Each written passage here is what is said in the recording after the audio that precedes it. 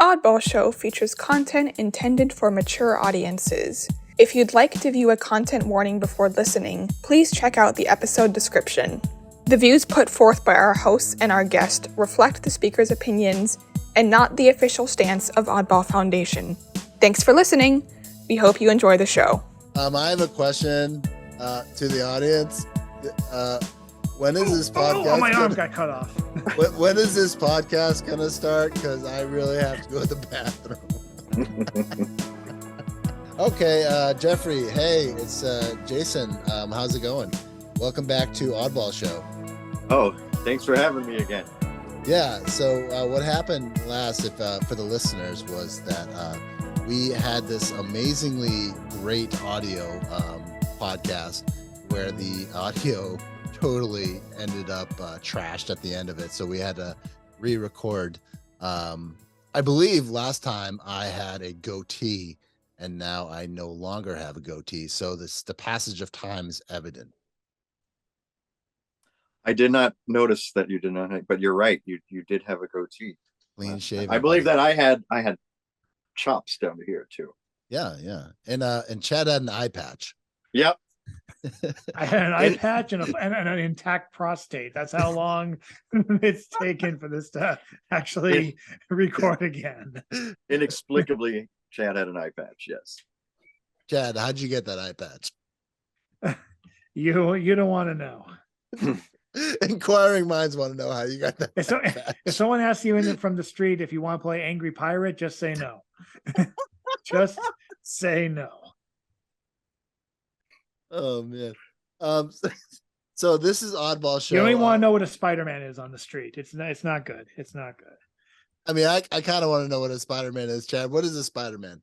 You don't keep going if you want to keep this NC-17 or NC-35. Don't go that route. This is an NC-35 podcast. Exactly. So don't listen to it unless you're under the age of 30. You have to be over the age of. You have to be legally able to be a president to listen to this podcast. Exactly. Which I think is pretty highbrow on your part. So well, I try and be egalitarian, really. You're good. You know? It's good. It's kind of a verbose paucity of expansion that I try and ruminate on my audacity for words are good. Yeah, exactly. Words verbosity. Mm-hmm. Yes. So let's get into it. Jeff, Geoffrey, can I call you Geoffrey? Can I call you Gerard if you want? Can I just call you Gerard for the rest of this? Yeah, whatever. This is your show. This is you do you, Jason. All right. Well, this is an NC-35 podcast, so you never know. There might be a ad for AARP later, if you know what I mean. If you're tuning in to Oddball Show, you might see this cup right here. And Chad Parenteau made this cup. He actually made the cup. He is a ceramic maker of fine goods. To be accurate, I wrote the haiku that's on the cup, and it can be yours at the Oddball store. Yeah, you can help support Oddball. You can literally get this, and it's not tax deductible. I can't do that, but the money will go to support Oddball Foundation. So if you want to see buy this, a million of them, so I can ask Jason how come I'm not seeing a dime of the fucking money. Anyway, yeah, right. Thank you exactly.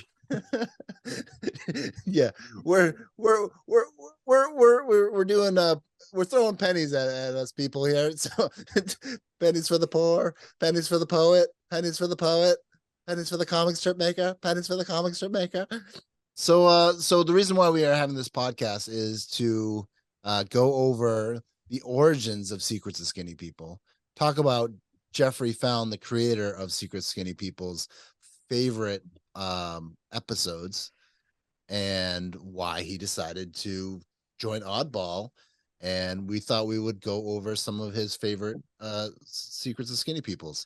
So what I think we're going to do is, if it's cool with you, we're just going to show the viewer and accurately describe. That's what we're going to do. We're accurately going to to the podcaster, the podcast listener, what we're actually doing. So okay, that sounds good. So it's kind of like that comic. You ever watched a comic and it's like, and then I did this, and he's like, and you're on the audio, and you're like, oh yeah, that's super hilarious, and they're all laughing and having it, and you're like, oh, I wonder what he's doing there. Yeah. Well, we will try to describe it like a 1940s baseball announcer. And here we go. The Ah. Cleveland Dumb Engines are now playing the Kansas City Savages. Am I mixing sports? Maybe. But hey, this is pre-politically correct public sports radio. Brought to you by Coca-Cola. And here we are with the first strip of the Secrets of Skinny People. He did it. He did it. He really did it. I don't even know what to say. And here we are with the very first strip.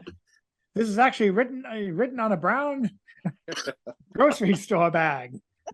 I just pulled that out of my hat, but I don't think I'm wrong. And it has the two iconic characters. Character 1, I like to think I'm pretty gangster. Character 2, I like to think, shut the hell up. End scene. Roll credits. Written and drawn by Geoffrey Fallon. Okay. There's no way we're gonna be able to do this podcast if he keeps doing that. I love it. That was so funny.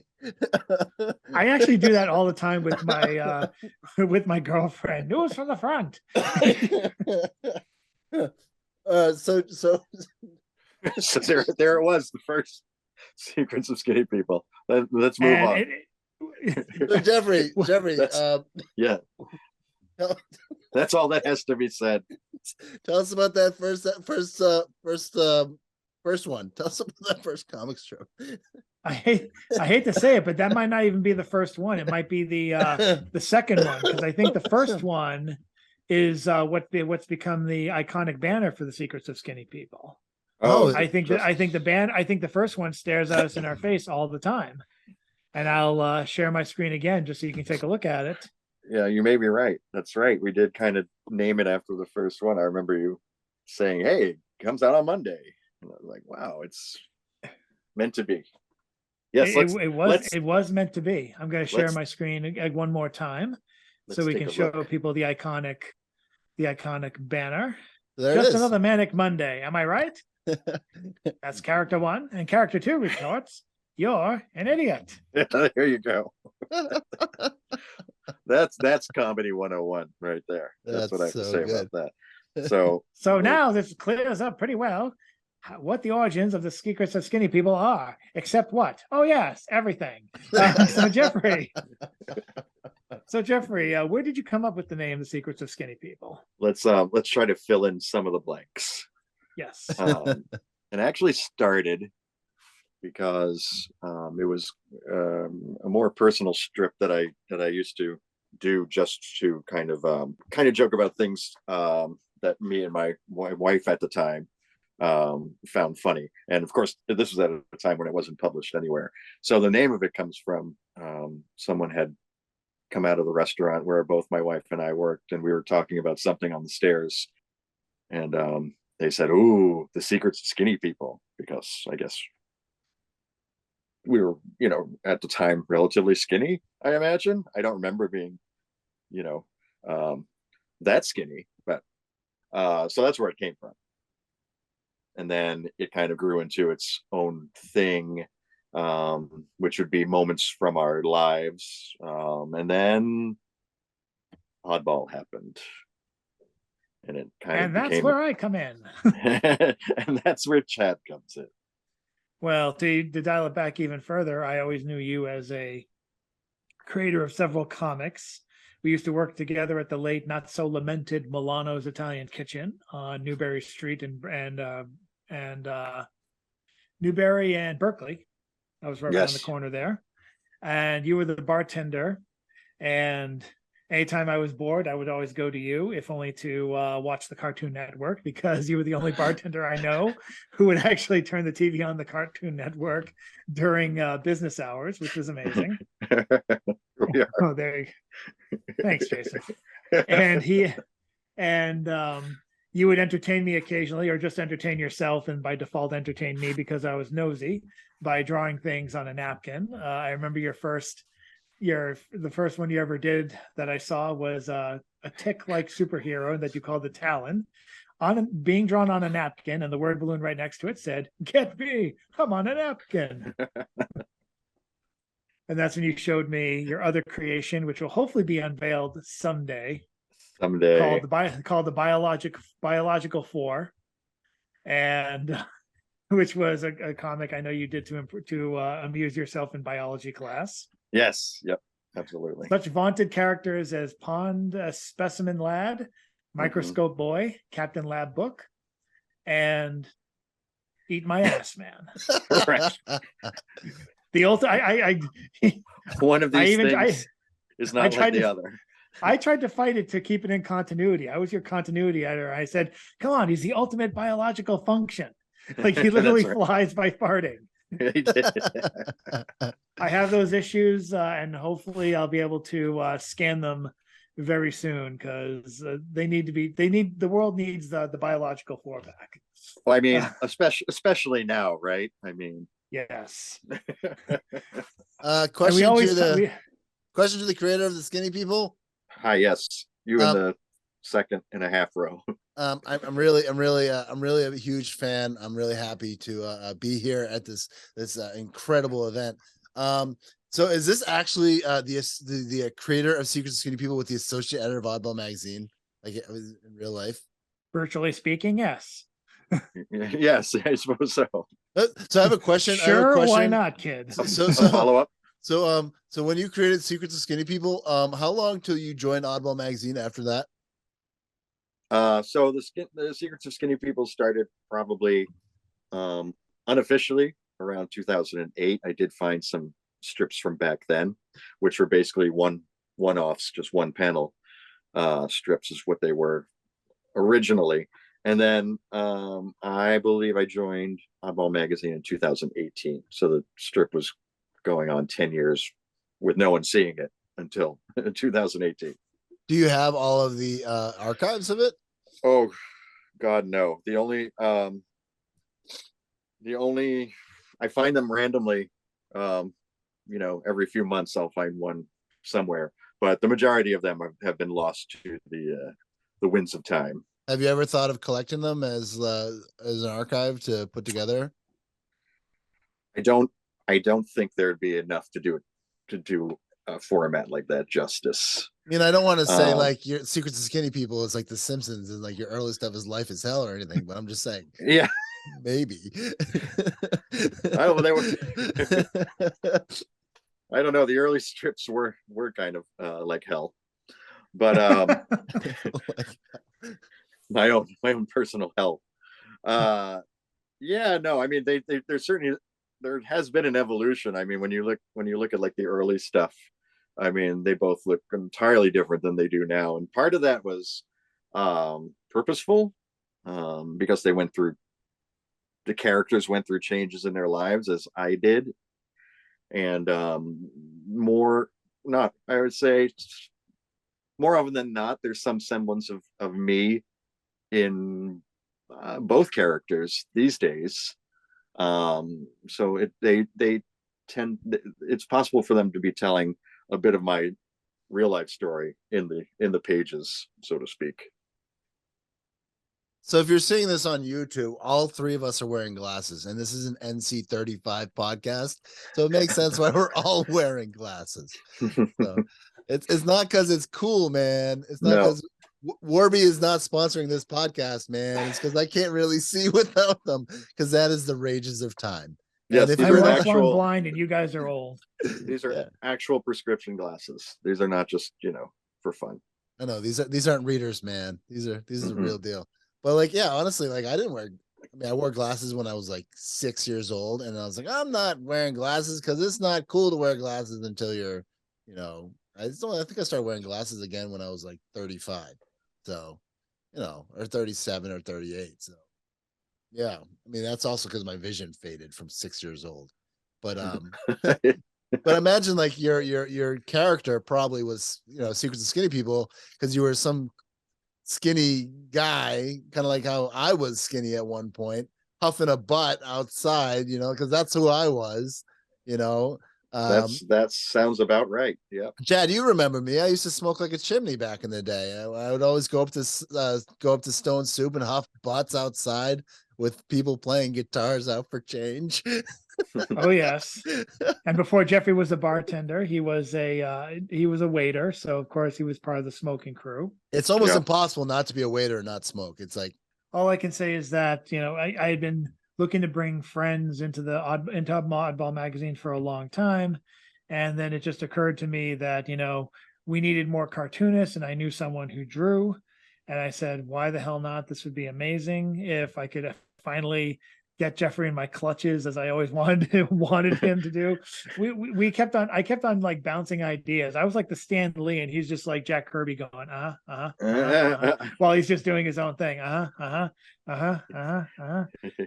man with a spider.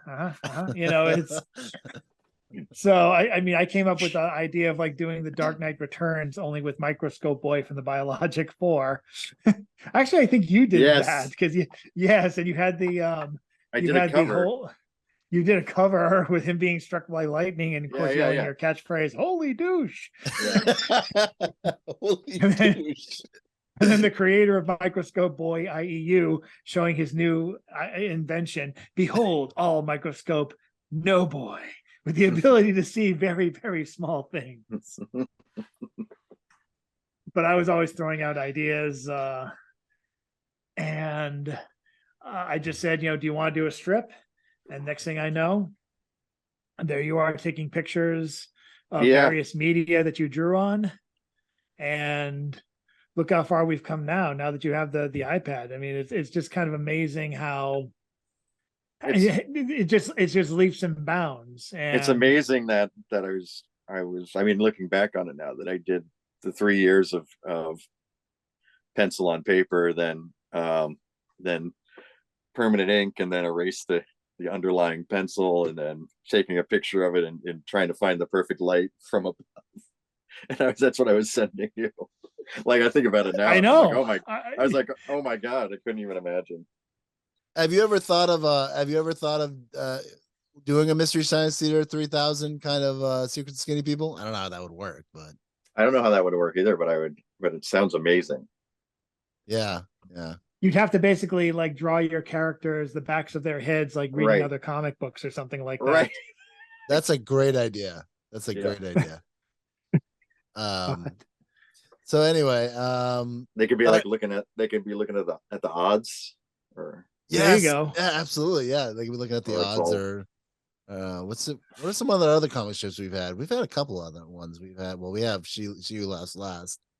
Didn't we have a couple comic strips, Chad, through the years? We've had a couple from various other contributors, but nothing in the way of a regular person. I tried to get Jim Burley with the Jim side, but the trouble is with Jim, and who I love, is that I'd love him to do something week after week, but the minute you ask him to do something regular, it's that he falls off the face of the earth. He's like, oh, he's got to do this on a regular basis. This is amazing. And he's like, nope. He just loses interest, packs up, perhaps deletes his Facebook page, then you can't find him anymore. I wish that wasn't the case, because he's someone who would fit very well. He was definitely part of the same aesthetic that spawns people like Geoffrey, whole, just like the whole doodle aspect of drawing yourself as your own Charlie Brown. Yeah, well, one thing I was going to say about Oddball magazine that's really interesting is that the columnists are pretty loyal. They will go how long? I mean, Jeff, yours has been since 2018, and consistently every week. James Van Looy has been consistently since 2012. Since I started, since like a couple weeks after I started. When did you start, Chad? 2011? I think 2011 sounds about right. Oh my God, Chad. It's been so freaking long. I mean, it might have been closer to like 12. It might be closer to like 2013 or 2014. Yeah, I mean, the world was already supposed to have ended, and then the origin of Oddball magazine. But no, I mean, I think it's really interesting, Geoffrey, and a credit to you for just being part of the Oddball legacy for so long and just continuing with us. We really appreciate it. But I think it's like really interesting that you started with Secrets of Skinny People, and you went from the the first one, and then like you had all sorts of different like evolutions of that kind of went along with what Oddball magazine was doing, which was commenting. And Right. I always think that Oddball magazine is kind of like commenting socially on what's going on at the time. And but also your stuff was autobiographical too. So so where you were at 2018, like what was the next, like, I mean, Chad, you have a couple of them. So what's the next one that brought you to that out of, because how many has it been, like 200 Secrets of Skinny People or 100 Secrets of Skinny People by now? Well, you'd imagine probably close to 200, right? Yeah. So out of those 200, at least I would say even more at this point. But yeah. I know there were a couple of breaks in the system, and I'm looking. I've actually brought up one of the earliest Halloween strips. It actually wasn't. This one wasn't actually published in the in Oddball magazine, but you did send it to me, and I did want to show it off. So I put it up on my blog years ago. And Okay. Which one was that? Right so now. so before we talk about it, just share your screen. I'm doing it right now, and we'll look at it.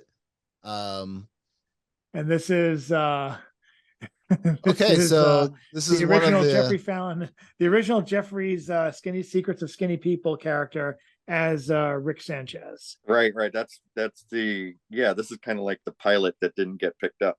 So it looks like right now what we're looking at is the actual, what is this, Chad? What is happening here? This is the Secrets of Skinny People, only it's getting closer to Halloween. So we have one of the characters looking like Rick Sanchez. So the other character too interrogates the Rick alike. Hey, what happened to your glasses? Lost them. You shaved? Yep. What's up with your eyebrows? Grow them out. Where's your shirt? Laundry. And the jacket? I'm cold.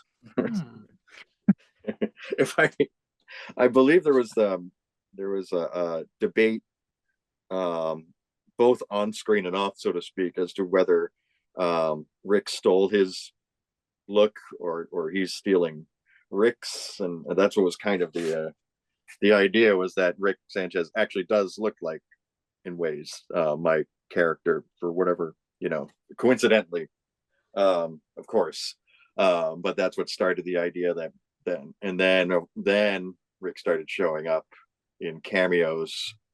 Yes. So for the listeners, cameos. Right. So for the listeners, we're talking about Rick Sanchez, who is from Rick and Morty. Okay. So apparently, I've done this social media purge of the last month, and apparently there's a big cloud in the sky full of toxic fumes. Had no idea about it. I'm pretty sure that's a big deal right now. Had no idea about that. I didn't know what else was going on. Had no idea that Richard Belzer died, but my Alexa told me. So that's how I keep up with the news. So I didn't rest in peace, Richard. Yeah. And so this is 2018 Secrets of Skinny People, proving that Halloween is one of my favorite times. And this is written on probably some that's tax form or what have you. Yeah, something like that. Yes. Yeah, this is he has dressed up as Wonder Woman, and she is, of course, Spider-Man there. And he doesn't know who she's dressed up as you get to. He says, thanks. Hey, who are you supposed to be? This is good. This is published on the 18th. So this might be the last Halloween strip before we shoehorned Rick Sanchez into everything we did.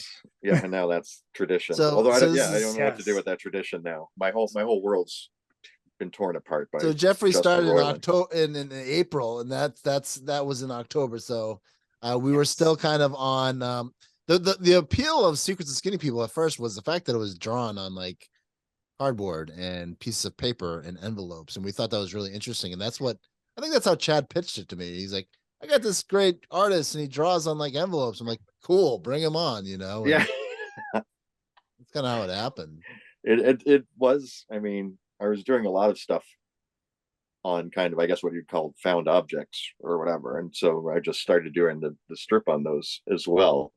And that went on for a while, but like many things, that it evolved to just, kind of being on its own designated paper. And then, of course, the iPad came into my life, Yeah. and that's where we are now.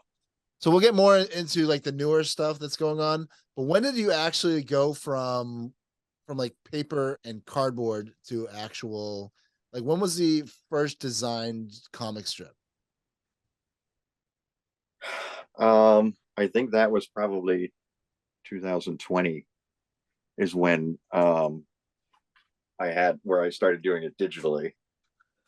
And that was and that was kind of it was interesting because I really had to learn how to kind of relearn how to draw, because they're it's two very different feels to it.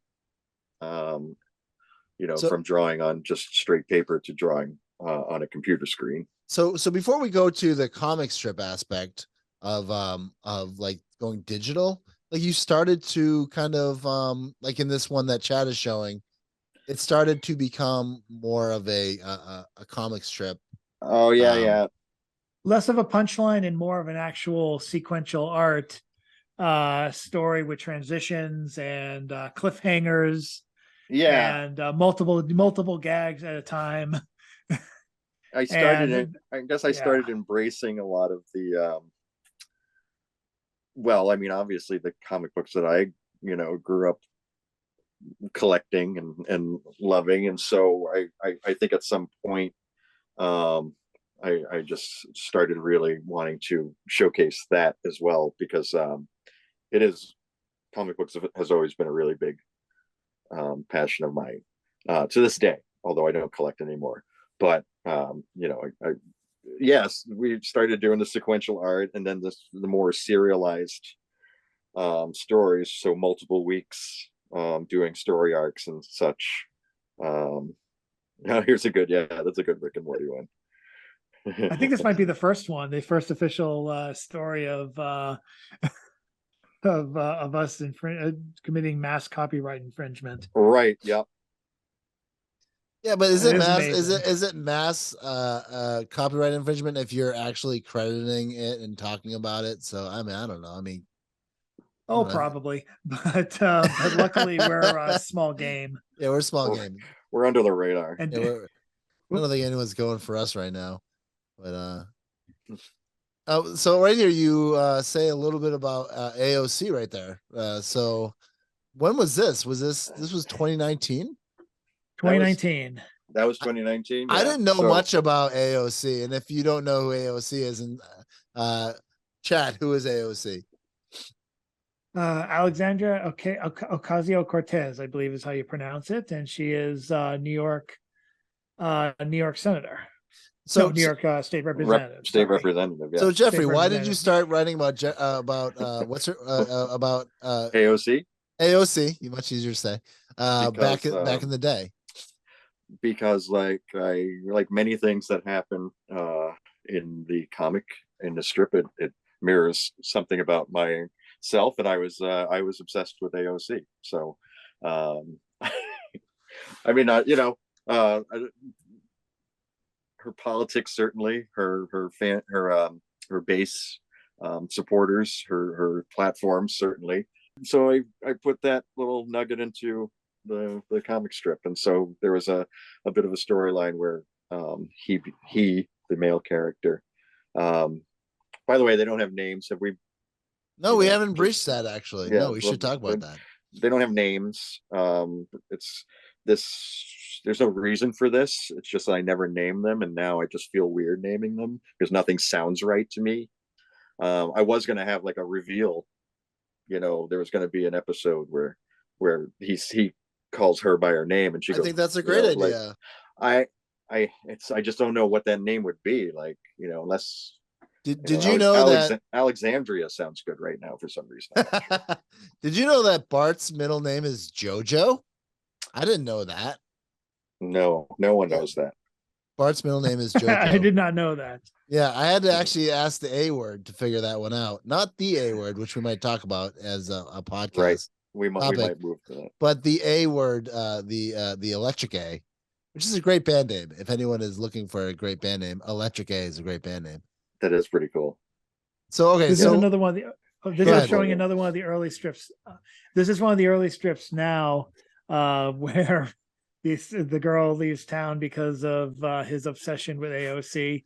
And again, this is how Geoffrey made it work. Just with, instead of using one page for a sequence, he does a series of notepad pages, and So I thought this awesome. was brilliant. It's so awesome. It got big. It got bigger. The strip got bigger, and he got more ambitious. Right. And I'm trying to find. I mean, the government isn't really going to come after me just because I mailed her a few dozen love poems and a doll I made out of my own hair clippings. And there's the whoop of the Apocalypse Now choppers above him. Yes. In the sky, yeah. Now I have an affinity with number 3. What's number 8? Number 8 is 1 + 4 + 3, and 143 is the number of letters in the I love you, the words I love you. So this was goes back to the beginning stages of the Secrets of Skinny People between my wife and I. Yeah. That's nice. Yeah. 143. I would have never guessed that in a million years. No, I don't think she knew it either. Oh, that's really nice. Yeah. But that's a really funny comic strip. I was gonna say, is it fair to say, I might have made this passing comment in past week recaps, but do you think it's safe to say that the female character took adapted personalities from like other people in your life? I only ask that because I remember one strip that you did that seemed to be like an incredible in-joke, because I know you were moving in or in a relationship with someone, and there was, I think, a change in the hairstyle, and there was like a literal wink to the audience, which seemed to tell me that you had changed partners, and so the character was kind of altered to reflect that. So yes, yep, that was exactly what was going on there. So Chad, she changed her hair to reflect someone new. Yeah, and then that went on, and a literal wink, and a literal wink to the audience. There is a wink to the fourth wall there. Yeah. Okay, so what's the next one that we're going to talk about, Chad? Well, I decided to go through a few of his best ofs, and I gathered the ones that were done during the beginning of the pandemic. And I think I actually found the first one that he did in reaction to the pandemic. I'm going to bring that up right now on screen share. Was that the one with the bird mask? Spoilers. Yes, it was the one with the bird mask. Oh, geez. Kick that guy out. That guy sucks. Who's this guy running this podcast? What a jerk. Oh, yes. This is the first. Oh, I remember this one. Okay, go ahead. Yeah. Should we yeah, let's do a read. Let's do a read. Okay. All right. So this is the beginning of the pandemic. I remember this was just about that first month or so when everybody was foolishly thinking it was going to go away. So I decided this is published on March 23rd. Yeah, so pretty early on. And I thought, hey, you know what? Let's make fun of the new disease. So the new disease, good band name. Yeah, so we started doing that. So this is probably the first strip of that series. And you want me to read it? Yeah, please. Table read. Yeah. Here we go. All right. So what are you doing during your social distancing? Oh, lots. I started my garden. I'm doing yoga. I'm cooking, listening to music, catching up on some podcasts. That's great. I don't really have the whole day. There it is. That's great. It's important to try to take your mind off this pandemic. Control what you can. Stay away from the negative. Wow, that is surprisingly good advice. We need to listen to information from the HWO and the CDC. Oh, absolutely. This is not the time to panic. You're so right. So what have you been doing to stay busy? Oh, that's easy.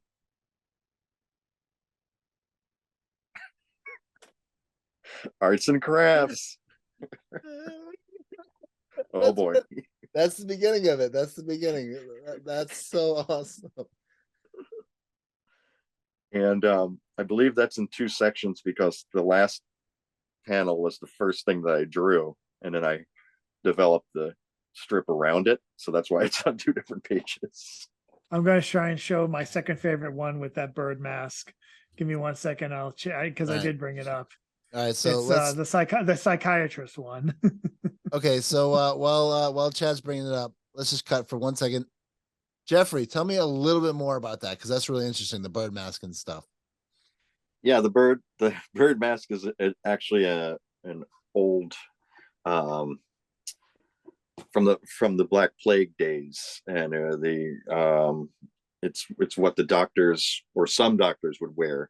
It's like some kind of filtration system that came out looking like a bird head. So yeah, he somehow in the strip found a way to make his own. Oh, I thought it was from. Have you ever seen the Mike Myers show that was on Netflix called the Pen something not the Pandemic. That'd be pretty good. It was the something. It's about this secret society of people who wear bird masks. I do not know what that is. Oh my god, it's so funny. It's a Mike Myers show that was like 5 episodes on Netflix, and it was so funny. And if you get to see it, so anyway, so I'm kind of stalling because I'm waiting for. There we go. Okay, so what do we got here?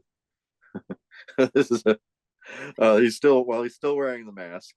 I think much to her chagrin, but she's in the Lucy psychiatrist outdoor office, the annex, I guess.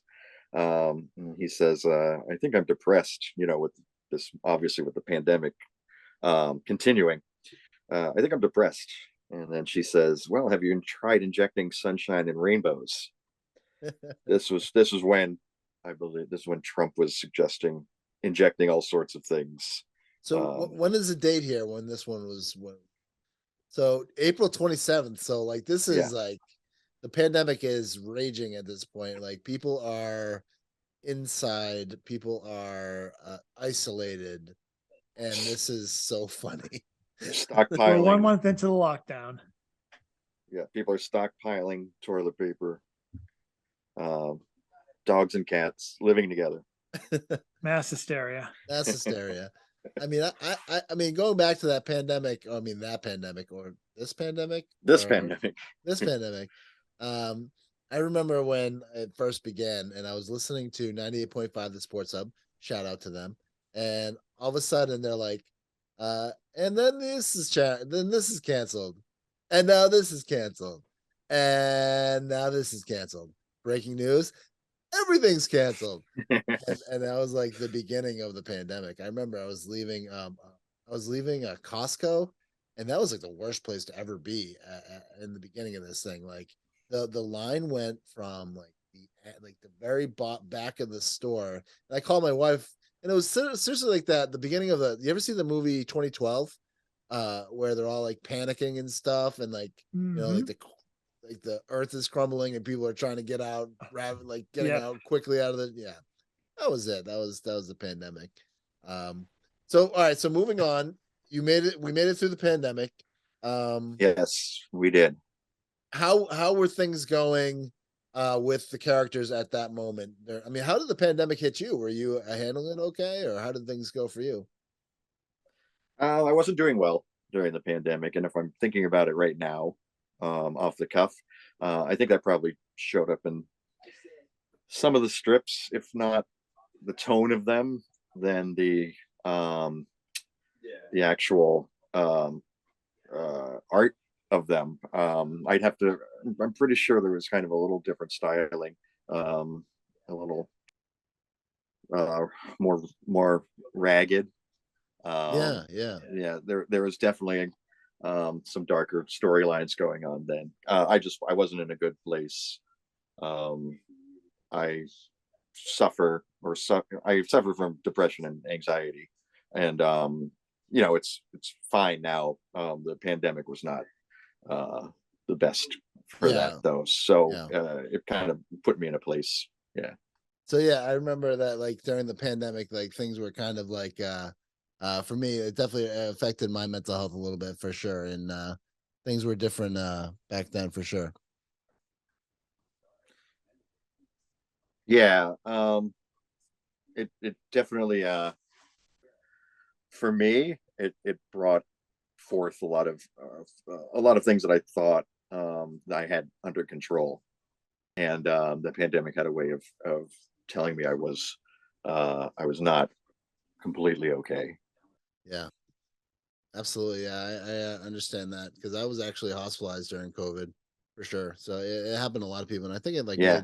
made kind of the idea that like mental health and mental illness was kind of a thing that was much more common than people thought, and I think that the pandemic kind of put like spotlight on that. So I think so. If you're to take something positive away, I definitely think um, people that thought, that they didn't know anybody with um, you know, any kind of mental issue or whatever that may be, all of a sudden found that maybe they did, and maybe even even themselves. right, exactly, Because exactly. you can only take so much, and there was a time there when I it was I think too much for a lot of people.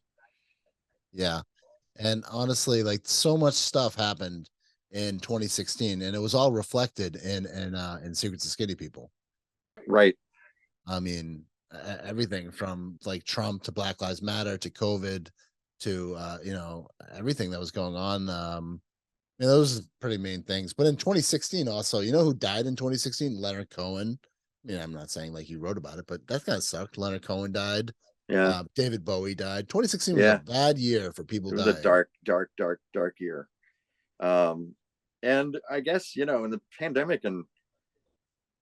uh, pandemic and the Trump presidency happening at the same time, or the last 2 years or whatever, um, or at least during the election or whatever, that whatever it was, 2020, I guess would be the election year or whatever. That was a hard year, and the Secrets of Skinny People definitely focused a lot more on political and social issues Yeah, you that definitely that year yeah. because of that. Yeah. You definitely, I mean, I think it's great that you were able to use Secrets of Skinny People as a medium to definitely talk about what was going on. I think that's what everyone did at Oddball during 2016. And I think that's or 2016 up until 2020. I mean, Yeah. and continuing, I think right now, I mean, I don't think anyone's writing about clouds in the sky, or maybe they are. Chad, has anyone written about clouds in the sky recently, or, trains derailing? Is anything yet? Not to my knowledge. A lot of people are tuckered out as far as writing about timely current events. Other people are doing it elsewhere, but as far as our readership and our contributors, it is not at the forefront of their mindset. Hey, at this moment, Chad, should we do a call for submissions if anyone's listening to the Oddball Show? Yeah, submit shit. Okay, Okay, we're done. Back to you, Geoffrey. So yeah, if you're listening to this and you want to submit any work about clouds in the sky or whatever the hell's going on right now, I don't know, because I don't like look at the news or go on social media anymore, because I don't know, I'm trying to preserve my mental health. So Tell me about it. just send us stuff to Chad. Chad will look at it, or send stuff to our send stuff to our Go send it to submittable. Chad. There we go. Put it all on Chad. Yeah, Chad. Geoffrey, so 2016 happened. We're is everything evolving with the comic strip? Is there more storylines happening?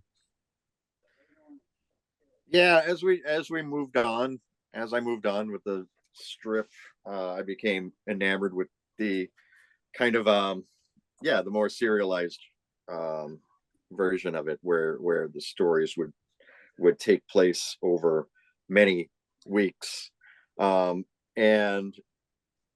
I guess the thing I liked about that was, I could tell a longer story, and that way be able to bring back jokes, and do callbacks to other things, and so that was interesting to me. But also I had this kind of uh how would I put it, like I really I think it's very funny when things go on too long. And so one of the things I like drawing the stories out. I think of those old Stan Lee Spider-Man comics from like the Sunday Funnies, where it would be like 3 panels of Spider-Man on the outside wall of a building, and then by the end of the 3 panels, nothing has changed, and he's still there, and maybe he puts his hand in the window, and then the next week it would be from there another minor move. And so I was kind of started doing kind of like an homage to that, with very slow moving, but of course full of humor and delightfulness. But yeah. So Chad, do you have any screens you want to share? I'm going through things now, but while you're doing that, I would also love to ask for some clarification. Around the time you were dealing with a lot of shit during the pandemic, especially towards the end, you were also diving into the absurd verse. Yeah. Yeah, explain the absurd verse and what's your thought behind it. Obviously the secrets of skinny people are at least peripherally tied to the absurd verse. Right. Well, they exist in the same space as the absurd verse, no question about it. And the absurd verse is both kind of what I think of as my, if the MCU is Marvel's cast of characters, the absurd verse would be mine. But then there is a point where they actually enter a field of energy known as the absurd verse. So and it's interesting that did come up kind of when all these things were going on with the election in 2020 and still pandemic and everything, and maybe that was part of it, was just wanting to just blow it all up into this what did become an absurd number of storylines, where oh god, that it has to do with my relapse, my eventual breakup due to it. So in the storyline, she leaves him because he relapses, and so he creates a clone of her so that he's not lonely. That's when Random Robot becomes sentient. So a lot of things happened in those months, because of all the things that were happening to me on the outside. So the Absurdverse kind of spoke to all of that. Him trying to go find her.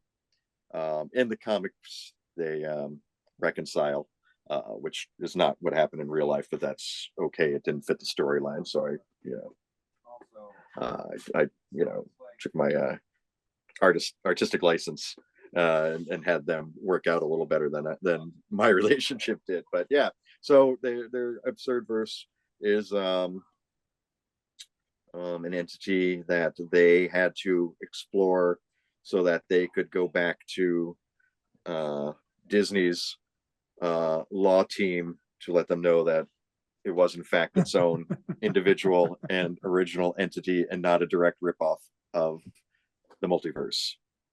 So this is Random Robot. Yeah, that's Random Robot. Yeah. The proposed substitute, the Coy and Vance Duke to your Luke Duke when they left. Wow. I know, that's a deep cut. Deep cut. Yeah, I have no idea what that one was. That was a deep cut. We're gonna have to that was when the Dukes of Hazzard, Bo and Luke Duke, walked off the show, and then Coy and Vance took their cousins took their place. So Dukes There'd be of Hazzard. a jump the shark moment. I would have Yes. to label that. Yeah, they found the nexus to the absurd verse, and this is Random Robot trying to talk some sense into him. He just wants to jump into it without thinking. He said, we need to enter the nexus to prove the Absurdverse it's its own distinct entity before David Ogerman files Disney's lawsuit. David Ogerman, by the way, is an actual ogre, which, and he does show up eventually. He says, we have to go now. And Random Robot says, "Are you sure? Because I feel like there's actually plenty of time, like a lot." And then he jumps in, "Hooray!" And he said, "Why do I even start talking last month? Why is it so sticky? Watch out for that box of wacky glasses." Oh, thanks. Yeah, because every Absurdverse needs a box of wacky glasses. Oh, and So when did you first come up with the idea? He has an eye patch there too. Yes. Which we focus on in other strips, or you focus on in other strips. Yeah. When did you come up with the idea for the Absurdverse? Was that going on in your mind longer than the Secrets?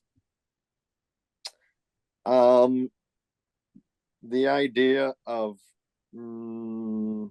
yes, not named, but the idea of a universe of characters. Actually, I dare say that when I was doing the Biological Four in college, that most certainly was the beginning of what I would then, in a retrospect, call an Absurdverse of characters. And I did have the idea of having a bunch of people, much like, like Marvel or DC has a universe of characters, and and that definitely would predate the MCU version, but certainly not the idea. That's the idea of a universe of characters is not something that I thought of. But yeah, so in a way, it definitely went longer than the strip itself. And did you have an original character that you introduced through the Secrets of Skinny People? Like someone that was actually separate of the that you had constructed like separately? I think it was a female character. In the outside of the Secrets of Skinny People? Yeah. Yeah, that was the more kind of serious stuff that I was doing. That was the cyberpunk yes series, and that was Kelly at the time. Kelly Matrix and Talon was the sidekick, so to speak, in that version.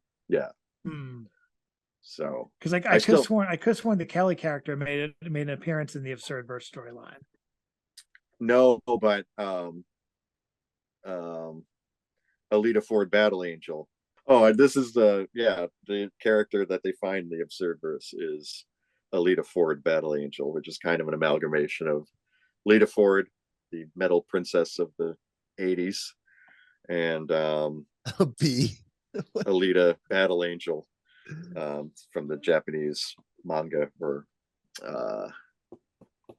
anime or wherever, if I'm using the word correctly. But yeah, so they find her and she helps them along in their quest to find she who will not be named. And who is this being this robot? That is that is the Farside Fly. Oh, so no way. If you've ever read Farside, that's how he draws his fly. So the Farside Fly came out of the clone machine error, much like Jeff Goldblum's The Fly. So she kind of split into herself and this Farside Fly, who also then joins the team to help find she who will not be named in the Absurdverse, where she actually reigns as queen before they pull her out unwillingly. I'd like to point out that is incredibly deep. I had no idea that was a Far Side reference. That's crazy. Yeah, it is. Yeah.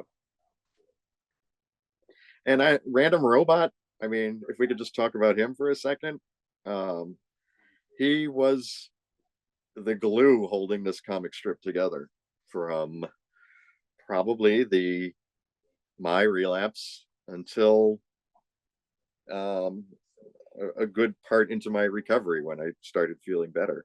And so when he gets left behind in future stories here, maybe there's a reason for that. I don't know. I always think of these things in retrospect, and how they mirror what's going on in IRL. That makes so much sense. Wow, that's so actually, if you follow what's going on now with the comic strip, it makes sense that the Random Robot's pissed off at the characters in Secret Skinny People.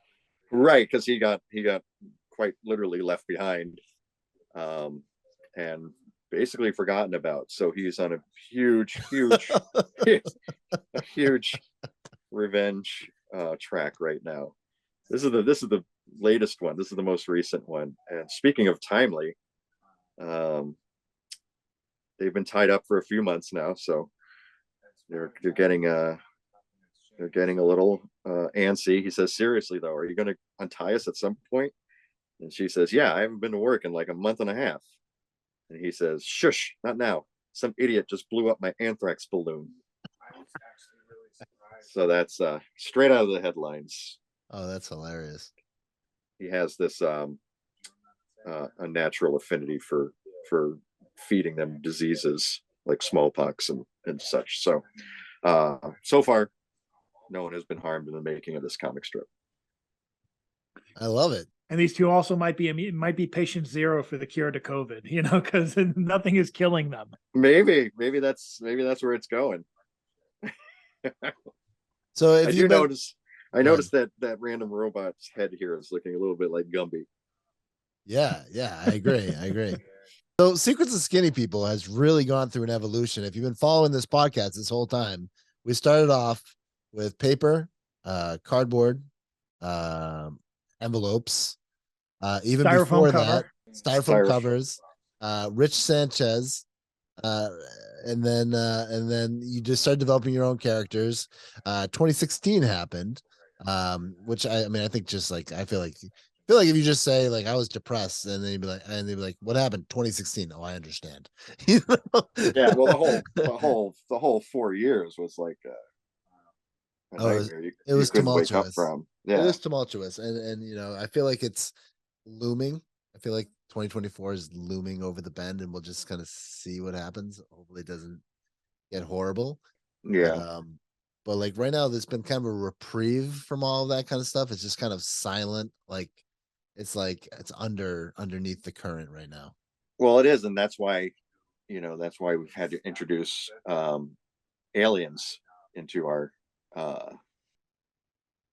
greater conscious now. So just to keep things spicy.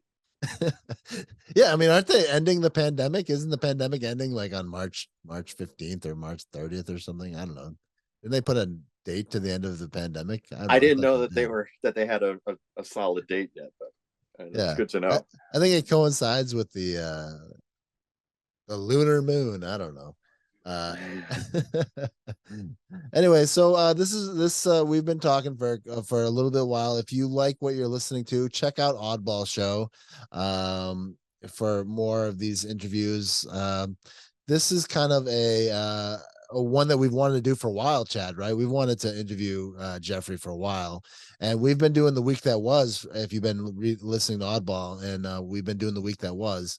And now like we were able to kind of bring it all together and have Geoffrey on the show. So and just by the way, the week that was are hilarious. I love listening to them. They're I crack up the whole time. I barely get the recap because I'm too busy enjoying you guys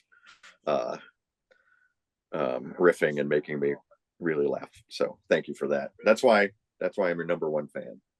Thank you. We really appreciate that. Yes. Do we have any more that we want to talk about before we wrap up, Chad? I'm trying to find. I had one. I'm just trying to find it again. It's still one of my favorite storylines. Hey, what's going on with this one? And can I be the voice of Rick Sanchez? Of course you can. And what's going on with this one is this is the big one. This is the 2020 election, and Rick has come for his Halloween kind of guest appearance, and now he stayed for the election because there's work to be done. So I guess that's how I would lead up to this.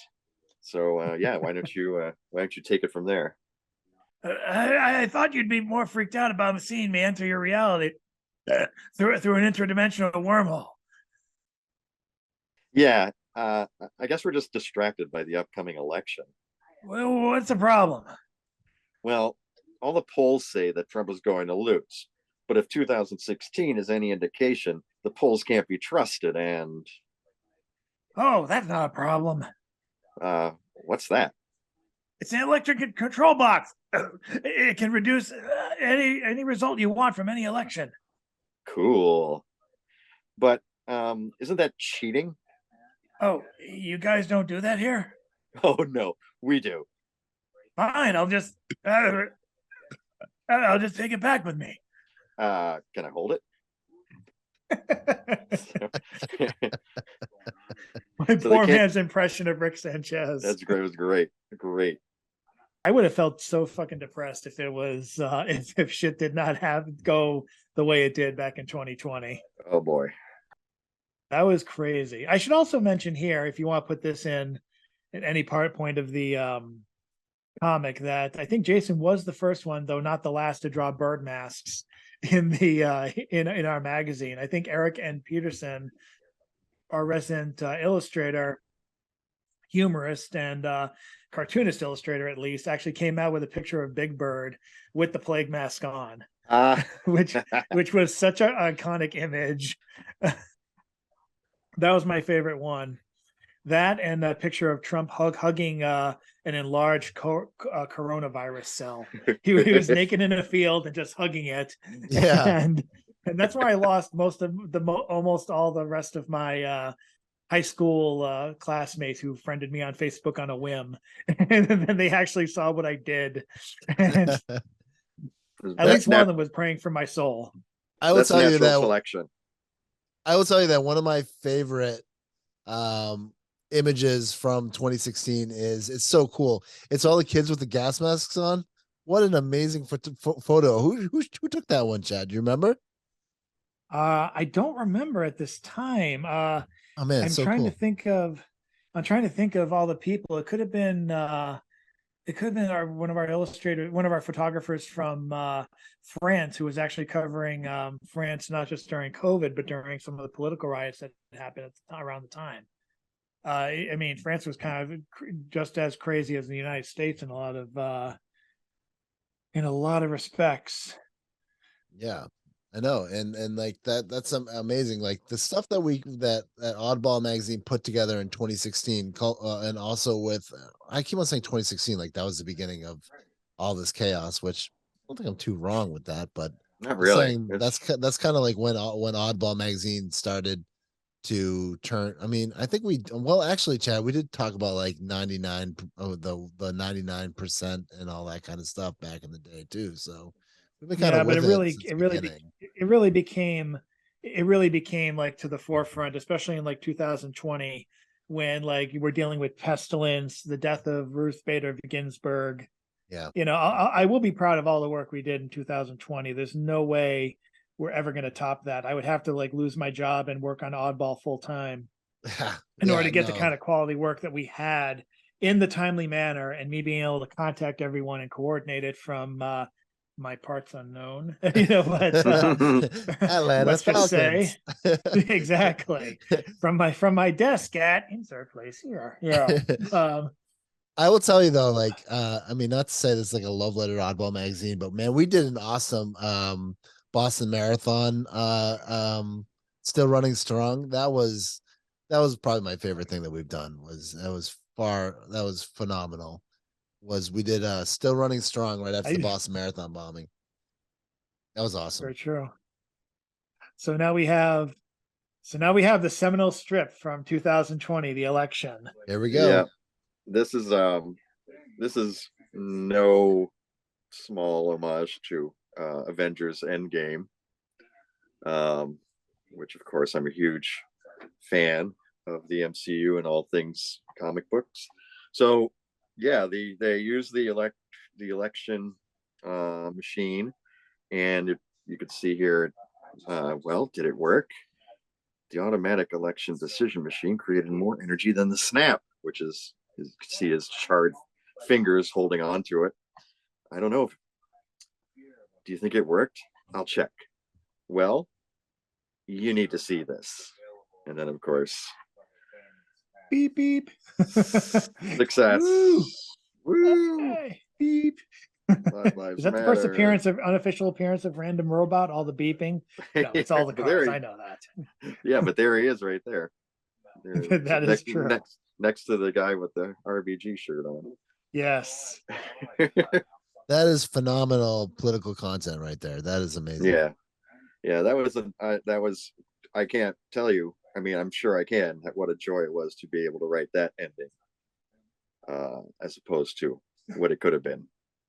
So yeah, that was a good What one. was your alternative idea? What would you have done? Rick just would have gone, fuck off. Yeah. Let's go, Morty. Yeah. Yeah, I think maybe using the portal gun would be my idea there. Yeah, you could have done a lot with that, but I'm glad that it turned around like that, and so okay, so 2020 happens, you have this year. What's next? After the election? Yeah.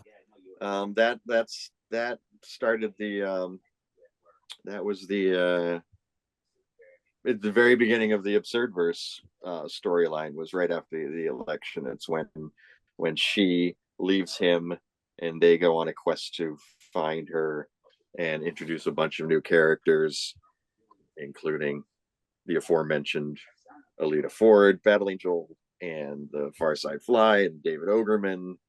And then they go on to have a really nice kind of ride.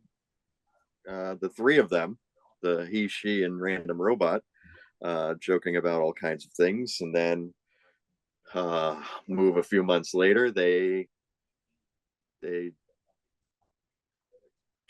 end on some really bad joke that he has to do the Random Robot has to do the punchline for, and they leave him where he stands for probably the next 6 or 7 months. And then he vows revenge, and that is the storyline we're in the middle of right now. Yes. And that brings us current. And where in the where did the recovery story start happening in Secrets of Skinny People?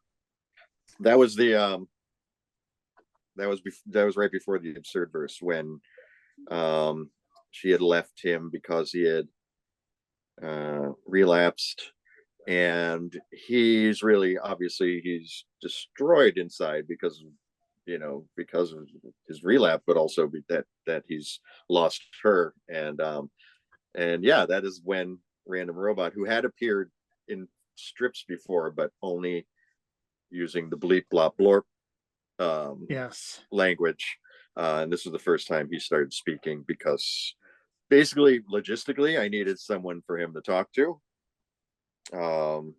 in the strip, and to bounce his feelings off of, as I did in real life. And so that's where that came from. And then the next few weeks, next couple of months, were them going to the Absurdverse, and that's when I had gone to rehab. So the strips were coming out. There was a few coming from inside. They were coming from inside the building when I was in rehab, and then the rest were like, yeah, that's when those strips started, was my early recovery. I remember when that happened, and you were just able to send me some strips in like random intervals. And yeah, I had to I wasn't allowed to use pens and pencils and stuff, so I had to creatively borrow them and write on whatever I could find to write on. And I remember having to do like 3 or 4 or 5 at a time, and then I could only use my phone like once or twice a week, and I'd have to take pictures with my counselor standing next to me, making sure I wasn't using a code to get drugs. Did he know what you were doing? Did you have to explain that to him? I had to explain it, which was interesting. Geoffrey, I had to do the same thing in the psych ward in 2020. When I was in the psych ward, I had to like say, Really, do you mind if I have my computer so I can send my column to my associate editor? Because Oh my God, that's so my funny. column is due in like an hour. Oh my God, that's what I was doing. I was like, Yeah. I was like, can I just get 15 minutes with my phone? I just have to take pictures of these comics I drew on the back of the 12 steps. Yeah, it's amazing. But that was 2020, and for me, I had a lot of stuff happen for me in 2020 for sure. And it took a little while to bounce back, but Oddball Foundation was created in 2020, and I started speaking more openly about mental health on a wider scale and being more open about it, and working on trying to improve Oddball Foundation and create something. And you know why it was? Because we all had to stay home and I had to do something. And I think that's why I created Oddball Foundation. Well, I still had to work. I still had to go to work every day, but I was with you. Yeah, you were definitely with me. Yeah, you've been with me since like forever though, for a long time, and it's been a beautiful ride. But one of the interesting things that is happening now is that there's not so much stuff happening in Secrets of Skinny People, more than like a storyline that's slightly autobiographical and less about like what's going on in the world. And if you check out Oddball, pretty much the same thing. There's been a couple of things about I think there's been some timely pieces about people passing away, like, but there hasn't been anything like earth shattering, or there's no, I think we just did the Christmas wars and stuff like that, but like kind of like either the calm before the storm or whatever. I don't know. Maybe, or maybe we're just collectively ready to, stop hearing about and redistributing information as much as we have been for the last 4 years. I feel like, I will say one thing. I don't know if I'm the only one who's like taking a reprieve from social media, but I think it's the most healthy thing that people can do, honestly. And I find that like not being plugged in, and maybe I should know about like this cloud in the sky thing. I mean, I probably should know about it, but I haven't like read about it or know anything about it because it would probably freak me out. So yeah, you know what? Should you know though? I feel like maybe in a few weeks it'll be something else, and we'll have forgotten about the poisonous cloud. The poisonous cloud and the balloon that was a air balloon or something, like Chinese spy balloon. Chinese spy balloon, and then all the talk about all sorts of stuff. So, aliens and things like that. And I think this is, I think there's so many different media sources right now, and I'm engaging in none of them. So I don't know shit right now, and I guess I'm kind of happy about that. All right, it sounds wonderful. I may join you on that ride. I mean, ignorance is bliss, man. I mean, right? You don't want to see how the sausage is made. You know what I mean? Right. Good Lord. And anyway, did we cover all the storylines we wanted to talk about? I'm pretty damn sure we did. I feel like we have, yeah. All right. So what's next for Secrets of Skinny People? Well, new and different hilarious hijinks, of course. They still have to get out of their predicament. They're still tied up in Christmas wrapping paper, and Random Robot is torturing them on a weekly basis right now. But I feel like maybe I think he's cracking a little bit. I think maybe he might let him go pretty soon. I have a good feeling about that. And then we'll see. They might be patient zero. So, I mean, yeah, you might want to talk about like the end of COVID or something. Yeah. It might coincide with what is it? What is the end of COVID? What date is that again? March 22nd. I made it up. 22nd. Yeah. Okay. Yeah. March 22nd. Okay. Atlanta well, it's going to be that's going to be it. That's going to be the end. There for you go. Me. The end of COVID is Atlanta Falcons. Oh God. So anyway, I want to thank everyone for being on the show. Chad, thank you for your co-hosting and being a part of this. It's not really the week that was. It's more of like an in-depth interview with Geoffrey Fallon, spawned from the week that was.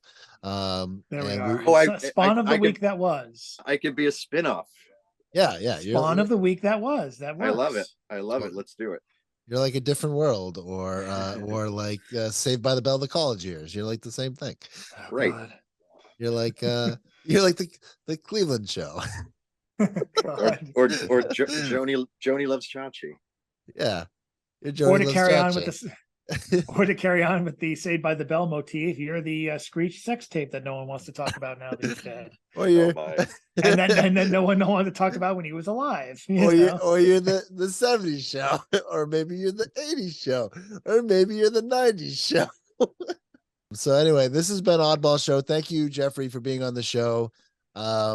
Yeah, thank you for having me. I appreciate it. Yeah, no, I really appreciate it, and I hope that everything goes well with Secrets of Skinny People in the future. And please come back on Oddball Show. It's been a pleasure. So What will happen next week at the Secrets of Skinny People? Will Random Robot free his former friends? Will the Absurd Verse come back? Am I gonna get shit from TJ because my boom mic that kept on showing up on the screen?